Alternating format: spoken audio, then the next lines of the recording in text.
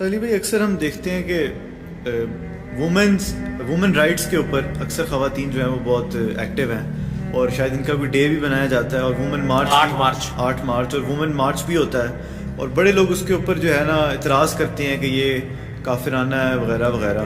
تو ایک مسلمان جو ہے وہ اس کو کیسے دیکھنا چاہیے؟ کیا یہ صحیح عورتیں آواز اٹھاتی ہیں یا پھر یہ ایک فتنہ ہے؟ دیکھیں، یہ پوری ایک ڈاکٹرن ہے جس کو سمجھنا ضروری ہے.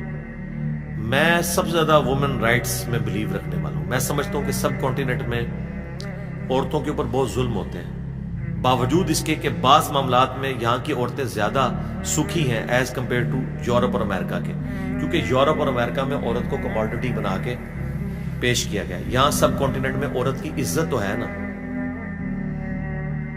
یقین کریں، اللہ سے خوف آتا ہے. ہمارے معاشرے کے اندر بچیوں سے لوگ زیادہ پیار کرتے ہیں بچوں کی نسبت.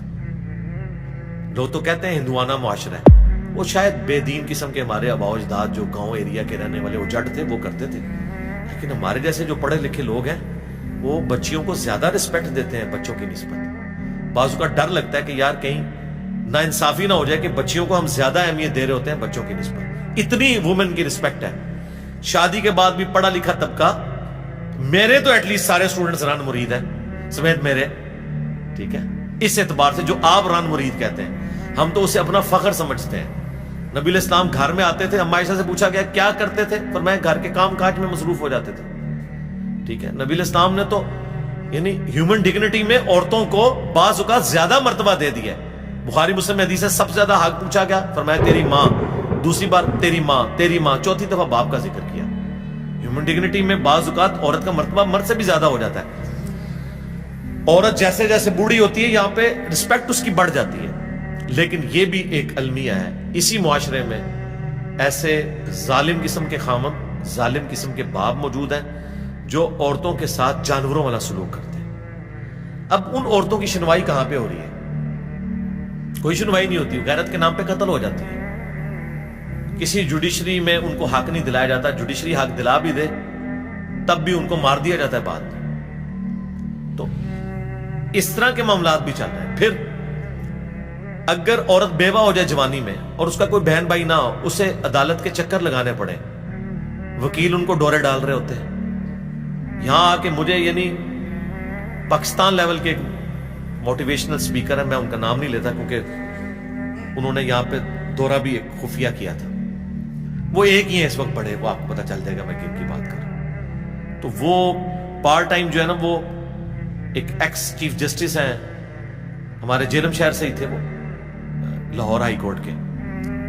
تو ریٹائرمنٹ کے بعد انہوں نے یہ نیکی کا کام سنبھالا ہے کہ جو میاں بیوی کے جھگڑے ہوتے ہیں نا، وہ پھر عدالتوں میں تو ہوتے ہی نہیں سیٹل. وہ جان بوجھ کے وہ جب وکیل وکالت نامہ بھرواتے ہیں نا اور شکایت نامہ، اس میں وہ 4-5 چیزیں ویسے ہی ڈال دیتے ہیں کہ نشہ کرتا ہے، مارتا تھا.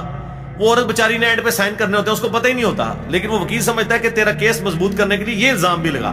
تو اب مجھے بتائیں، وہ خامن جس نے کبھی نشہ نہ کیا ہو، بیوی کو مارا نہ ہو، صرف چند باتوں پہ جھگڑا ہو، جب وہ یہ پڑھے گا کہ میری بیوی نے میرے اوپر یہ الزام لگایا، بیوی کو بھی نہیں پتا کہ اس نے لگایا ہوا ہے، وہ تو وکیل نے سائن کروایا.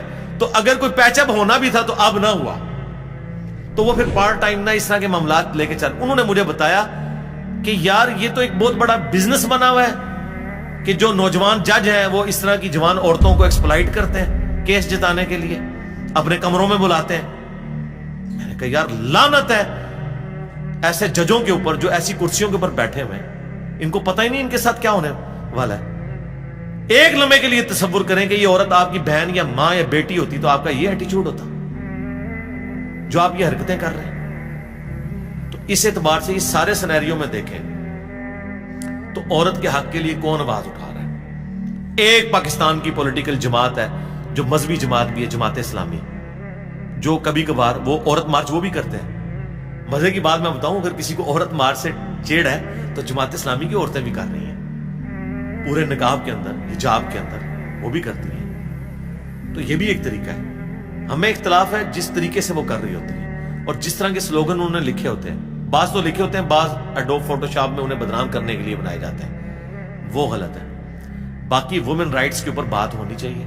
اگر ہماری عدالتوں نے انصاف دیا ہوتا، ہمارے اداروں نے انصاف دیا ہوتا ہمارے پولیٹیکل گورنمنٹس نے عورتوں کو حقوق دیے ہوتے تو یہ سب کچھ نہ ہوتا. یہ صرف اس لیے نہیں ہو رہا کہ ان عورتوں کو نکلنے کا شوق ہے. چاند ایک شوقیاں بھی نکلتی ہوں گی، لیکن حقیقت بات یہ ہے کہ اس وقت سول سوسائٹی میں وہ جرأت ہے جو ہمارے مذہبی طبقے میں بھی نہیں ہے. سارا مذہبی طبقہ مل کے ایک آسمہ جہانگیر نہیں پیدا کر سکا پاکستان کی ہسٹری میں. اتنی آپرائٹ خاتون. ان مولویوں نے ان کے خلاف پلے کارڈ اٹھائے ہیں، ان کی لائف ونریبل کی ہے، ٹھیک ہے، کفر کے فتوے لگے ہیں. لیکن جب طالبان کو اداروں کا پریشر تھا نا کہ ان کے لیے کوئی وکیل نہیں کیا جائے گا، فوجی عدالتیں چلیں گی، آسمہ جہانگیر نے کہا میں وکیل بنوں گی، مفت لڑوں گی. وہ آسمہ جہانگیر جن کو طالبان نے کافر ڈکلیئر کیا ہوا تھا، وہ الطاف حسین جس کے ذریعے تھریٹس ملتی تھی، اس کا مقدمہ اس نے کہا میں لڑوں گی. ٹھیک ہے سر، پھر اپرائٹ بندے کو اتنا ہونا چاہیے.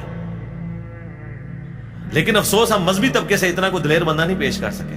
تو سول سوسائٹی میں ایسے لوگ بھی موجود ہیں جو پھر انہوں نے رائٹس کے لیے کام کیا ہے. آج تک کسی مولوی نے دیکھا ہے کہ بھٹے پہ جو خاتون کام کر رہی ہے، نسل در نسل وہ مقروض ہے، اس کے حقوق کے لیے کون آواز اٹھائے گا؟ جہاں آسمہ جہانگیر جاتی تھی، مقدمات لڑتی تھی، حقوق دلواتی تھی، کسی مولوی نے نہیں دلوائے. تو دیکھیں اللہ نے ڈیوٹیاں لگائی ہوئی ہیں نا. آپ ہر اسپیکٹ سے دیکھا کریں کہ یہ بات کیا ہو رہی ہے.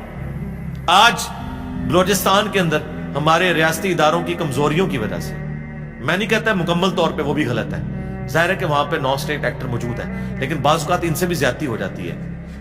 ٹھیک ہے، عام بلوچ جو اسٹوڈنٹس ہیں ان کو بھی جو ہے وہ دھر لیا جاتا ہے، بعض اوقات انکوائری کے بعد چھوڑ بھی دیتے ہیں، لیکن ان کی تو آپ لائف ونریبل کر دیتے ہیں نا. اس حوالے سے دھبا تو لگ جاتا ہے. ان کے حقوق کے لیے ایک عورت آواز اٹھا رہی ہے، ایمان مزاری، کسی مرد میں تو جرأت نہیں ہوئی ہے. تو پھر یہ بھی چیزیں دیکھنے کی ضرورت ہے کہ یہ کیا ہو رہا ہے. ٹھیک ہے.